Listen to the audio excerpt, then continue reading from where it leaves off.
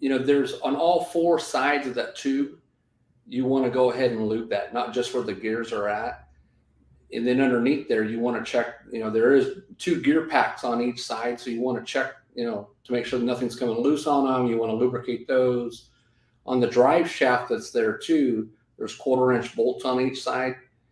It's occasional, they'll wall out or snap off or break. So you want to check those every so often, keep some backups, 1/4-inch 20s. Yep.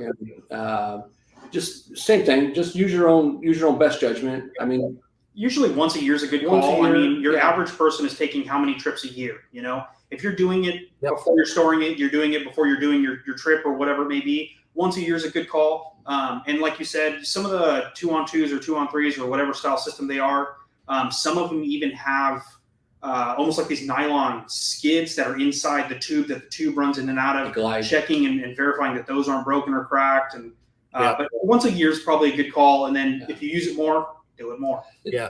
Something I learned a long time ago, and it doesn't really matter the slide. I mean, obviously the Swintech side's different, but the rule of thumb was always run the rim out about 95% and then just tap the button till you bump it and let it rest out. Don't sit there and hold it till it just let it clutch and clutch and make the only exception to that is Swintech. Swintech, yes. Swintech has 2 motors up in the top in the wall, and they want you to take it all the way out and let the motor stop. So you keep the button in until the motor stops, because if you have a heavy side on one side with a refrigerator or whatever, and nothing on the other end, those motors work differently, and one's harder than the other one, so they get out of sync. And that is a huge issue with the Swintech, is they want you to run it, keep the button on till it, and that doesn't happen because, like you said, people stop it and want to just snug it up there. So it is important with the Swintech to do that. I've talked to them several different times.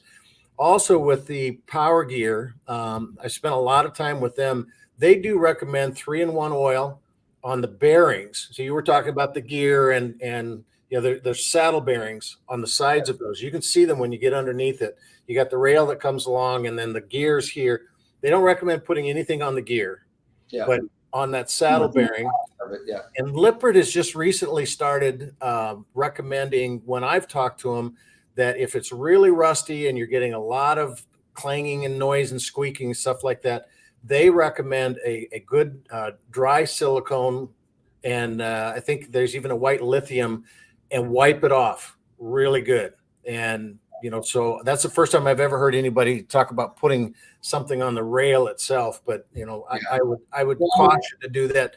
And what I really tell people is, you got an owner's manual for that. It'll tell you what it is. There's so many different slides, and the thing that I think is ironic is you can get a different opinion from just about anybody. Yeah. And the reason I say on all 4 sides, Dave, is on the tubular rails, there's little Teflon tabs that are about the size of a dime. Yeah. So you'll see like a drag mark on all 3 sides. That's a guide to help keep that tube going in and out.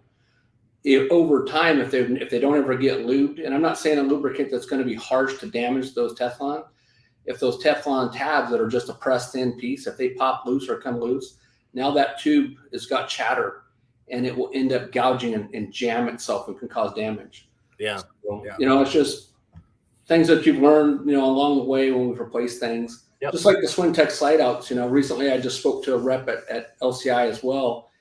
And, there's a lot of discussion online about their systems versus the new Vroom system.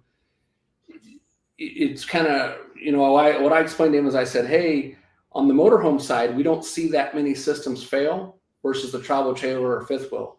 And I still brought it back to a whole suspension issue, the jarring and shaking of that slide. Yep. And movement.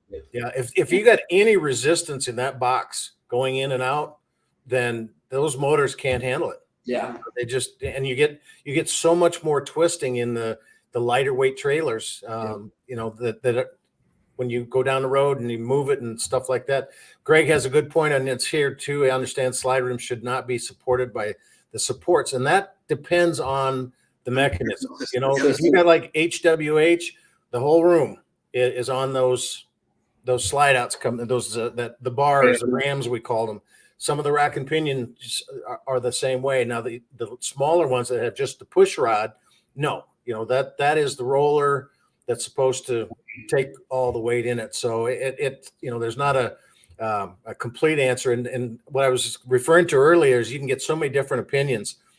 Every slide mechanism company that I've talked to, and it's been a lot, says level the coach and secure it before you run the slides out.